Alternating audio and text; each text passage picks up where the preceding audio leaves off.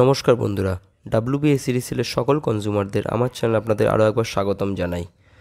আজকের video name change করতে কত কী খরচ পড়বে। দেখুন, নেম চেঞ্জের যে প্রসিডিওর রয়েছে সেটা নিয়ে আমি অলরেডি ভিডিও করা রয়েছে। নেম চেঞ্জের প্রসিডিওরে কোনো রকম চেঞ্জেস নেই।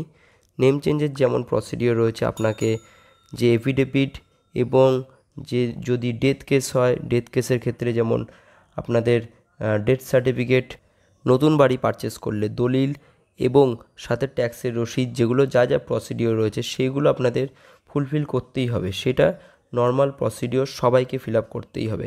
কিন্তু খরচের ক্ষেত্রে খরচটা কত কী পড়বে, কারণ অনেকেই আমার কমেন্ট সেকশনে কমেন্ট করেছেন যে খরচ কোনো কোনো জায়গায় জুনিয়র ইঞ্জিনিয়ার বলছে এত টাকা খরচ পড়বে, কোনো জায়গায় কেউ বলছে এত টাকা খরচ পড়বে, 2000, 3000, 5000 টাকা খরচ পড়বে শুধুমাত্র নাম চেঞ্জের ক্ষেত্রে।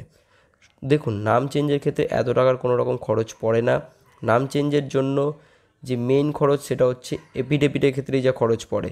এফিডেভিট ছাড়া যা খরচ হচ্ছে সেটি হচ্ছে আপনার, যদি আপনার যে কানেক্টেড লোডের যে সিকিউরিটি ডিপোজিট অ্যামাউন্টটা রয়েছে সেই অ্যামাউন্টটা কত রয়েছে সেটার উপর ডিপেন্ড করে। দেখুন, ওইখানে যে আপনি যখন ফর্মটি ফিল আপ করছেন সেখানে একটি সেকশন থাকে, সেই সেকশনটায় আপনাকে টিক করতে হবে সিকিউরিটি ডিপোজিট আপনি ট্রান্সফার করতে চাইছেন। যদি আপনি সিকিউরিটি ডিপোজিটটাও ট্রান্সফার করেন তবেই আপনাদের যে প্রসিডিওরে যে খরচটা, সেই খরচটা শুধুমাত্র এফিডেভিটের খরচটাই হবে। আর না হলে আপনাদের সিকিউরিটির টোটাল অ্যামাউন্টটা, সিকিউরিটি ডিপোজিটের অ্যামাউন্টটা, সেটা কিন্তু পুরোটা সাবমিট করতে হবে।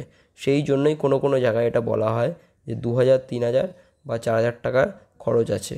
তো সেই জন্যই আপনাদের যখন ফর্মটা ফিল আপ করছেন নাম চেঞ্জের ফর্মটা, তখন আপনাদের খুব কেয়ারফুলি আপনাদের যে সিকিউরিটি ডিপোজিট অ্যামাউন্ট রয়েছে সেই সিকিউরিটি ডিপোজিট অ্যামাউন্টটা আপনারা ক্লিক করে নেবেন যে সিকিউরিটি ডিপোজিট অ্যামাউন্টটাও ট্রান্সফার হচ্ছে, এবং সেইটা আপনাদের এফিডেভিটের যে সাইন করছে, মানে এক্সিস্টিং যার নামে নামটা রয়েছে তিনি নো অবজেকশনে সাইন করবেন, যিনি অথরিটি রয়েছেন, তাহলে কি আপনার সিকিউরিটি ডিপোজিটটা ট্রান্সফার হয়ে যাবে। সিকিউরিটি ডিপোজিট ট্রান্সফার হলে আপনার কোনো রকম এক্সট্রা খরচ হবে না। শুধুমাত্র কোনো অ্যাডভোকেটের কাছ থেকে আপনার যে এফিডেভিটের যে খরচটা 200, 300 বা 400 টাকা যা খরচ নেবে তিনি, সেই খরচটাই আপনার খরচ হবে।